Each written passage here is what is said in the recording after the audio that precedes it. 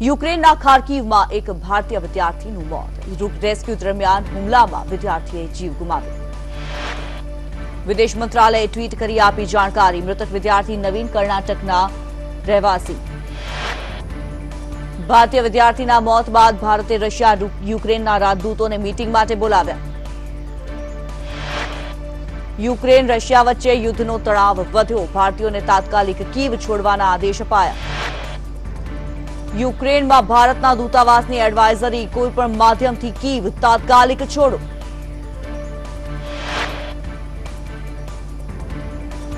Ukraine સાથે જંગમાં Russia આરપારના મૂડમાં। ગમે ત્યારે કીવમાં ઘૂસી શકે છે રશિયન સેના। સંરક્ષણ કમાન્ડરે કહ્યું, કીવમાં સ્થિતિ તંગ। ખાર્કિવ, સુમી, મેરિયુપોલમાં તાબડતોબ હુમલા। યુક્રેનના ખેર્સોન શહેરમાં ઘૂસી રશિયન સેના। સુમીમાં હુમલામાં યુક્રેનના 70 સૈનિકના મોત। રશિયાએ વેક્યુમ બોમ્બથી હુમલો કર્યાનો આરોપ। રશિયાના 5710 સૈનિક ઠાર કર્યાનો યુક્રેનનો દાવો। યુક્રેને કહ્યું, રશિયાના 5 વિમાન 100 ટેન્ક તોડી, 198 ટેન્ક, 846 સૈન્ય વાહન, 77 તોપ સિસ્ટમ નષ્ટ। 3,77,000 લોકોએ પોલેન્ડ બોર્ડર પાર કરી। હંગેરીથી આવેલા ભારતીયનું દિલ્હીમાં સ્વાગત। મંત્રી મનસુખ માંડવિયાએ સ્વાગત કર્યું। ઓપરેશન ગંગામાં ભારતીય વાયુસેના જોડાશે। પીએમ મોદીએ વાયુસેનાને હાકલ કરી। ઓપરેશન ગંગા યુદ્ધના ધોરણે યથાવત। મંત્રી હરદીપસિંહ બુડાપેસ્ટ, વીકે સિંહ પોલેન્ડ રવાના। વાલીએ કહ્યું, ભગવાન શિવજીએ અમારા બાળકોને પરત મોકલ્યા। જે ફસાયેલા છે તે પણ પાછા આવે તેવી પ્રાર્થના। યુક્રેન સંકટ મુદ્દે યુએનએચઆરસીની બેઠક। યુએનએચઆરસીની બેઠકમાં ભારત તટસ્થ રહ્યું। યુએનએચઆરસીની બેઠક માટે થયું મતદાન। તરફેણમાં 29, વિરુદ્ધમાં 5 અને 13 દેશ તટસ્થ રહ્યા। ભારતે તટસ્થ રહી મતદાનમાં ભાગ ન લીધો। યુક્રેન સાથે યુદ્ધ બાદ રશિયા પર પ્રતિબંધો। ફીફાએ રશિયાને વિશ્વકપમાંથી હટાવ્યો। 2022 ઇન્ટરનેશનલ આઇસ હોકીમાં રશિયા સસ્પેન્ડ। 2023માં યુથ ચેમ્પિયનશિપની યજમાની છીનવાઈ। વર્લ્ડ રગ્બીમાંથી પણ રશિયાની ટીમ સસ્પેન્ડ। પીએમ મોદીની રાષ્ટ્રપતિ કોવિંદ સાથે મુલાકાત। યુક્રેન સહિતના મુદ્દાઓ પર જાણકારી આપી। પંચમહાલના ગોધરાના 8 વિદ્યાર્થીઓ યુક્રેનની પોલેન્ડ તેમજ હંગેરી બોર્ડર પર ફસાતા વાલીઓમાં ચિંતા। છેલ્લા 4 દિવસથી પોતાના બાળકો ભૂખ્યા તરસ્યા। બોર્ડર પર ફસાતા વાલીઓ પરેશાન। બોર્ડર પર ભારતીય વિદ્યાર્થીઓ સાથે ધક્કામુક્કી, મારામારી તેમજ ભારતીય વિદ્યાર્થીઓની છેડતી કરવામાં આવી હોવાના ગંભીર આક્ષેપ પણ વાલીઓએ કર્યા। ભારત સરકાર દ્વારા યુક્રેન અને પોલેન્ડ તેમજ હંગેરી બોર્ડરના 15 કિલોમીટર વિસ્તારમાં વ્યવસ્થા કરી બાળકોને પરત લાવવા વાલીઓની માંગ।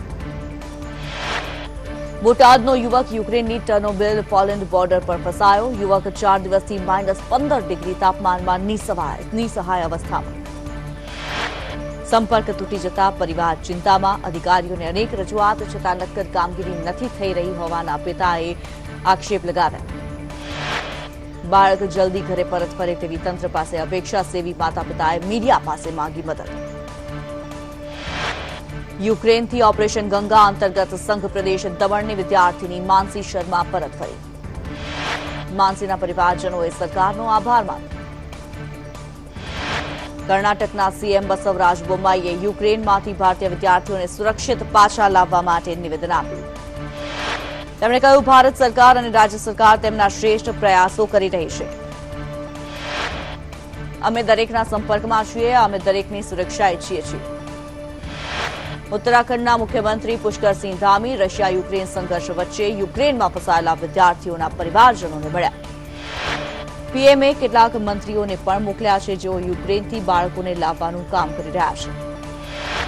સીએમએ કહ્યું, અમારો પ્રયાસ છે કે તમામ બાળકો જલ્દી ભારત આવે। આ માટે અમે વિદેશ મંત્રાલય અને કેન્દ્ર સરકારના સતત સંપર્કમાં છીએ। રશિયન કંપનીએ સુરત હીરા બોર્સને એક પત્ર લખવો પડ્યો। યુદ્ધના લીધે હીરા ન મળવાની માત્ર એક અફવા। યુક્રેન અને રશિયા વચ્ચે થઈ રહેલા યુદ્ધની અસર। યુદ્ધ વચ્ચે પણ હીરાના વ્યવહારમાં કોઈ ફેરફાર નહીં થાય। રશિયન કંપનીએ કહ્યું, અલ રોઝા દ્વારા રફ હીરા મોકલતા રહેશે। કચ્છના 25 વિદ્યાર્થીઓ યુક્રેનમાં ફસાયા. વિદ્યાર્થીઓ અભ્યાસ માટે યુક્રેન ગયા હતા. કચ્છના સાંસદ વિનોદ ચાવડાએ વિદેશ મંત્રાલયને રજૂઆત કરી. ફસાયેલા વિદ્યાર્થીઓ પણ ભયના ઓથાર હેઠળ વિકટ પરિસ્થિતિમાંથી પસાર થઈ રહ્યા છે. યુક્રેનમાં વિદ્યાર્થીઓ યુદ્ધના ધોરણે ફસાઈ જવાથી વાલીઓમાં ચિંતાનો માહોલ. અમદાવાદના દાણી લીમડાનો યુવાન યુક્રેનમાં હજી પણ સંપર્ક વિહોણો. 4 વર્ષથી એમબીબીએસનો અભ્યાસ કરવા માટે ગયો છે યુક્રેન. ગરીબોની સેવા કરવા માટે ડોક્ટર બનવાનું સપનું હતું. કલેક્ટરને અરજી આપ્યા બાદ અધિકારીઓએ નોંધ લીધી. યુક્રેન રોમાનિયા બોર્ડર પર આવ્યા બાદ સંપર્ક ન થતા પરિવાર ચિંતામાં. રશિયા અને યુક્રેન યુદ્ધ વચ્ચે યુદ્ધ ચાલી રહ્યું છે, જે દિવસે ને દિવસે ભયંકર થઈ રહ્યું છે. ત્યારે રશિયાની મોટી મીડિયા એજન્સી આરટી અને સ્પુતનિક યુટ્યુબ ચેનલ પર બ્લોક કરાઈ. તો રશિયાની ચેનલ્સ બ્લોક કરવામાં આવી. હંગેરીના પીએમ પર રૂસ સાથે સંબંધો તોડવા ઈયુનો દબાવ.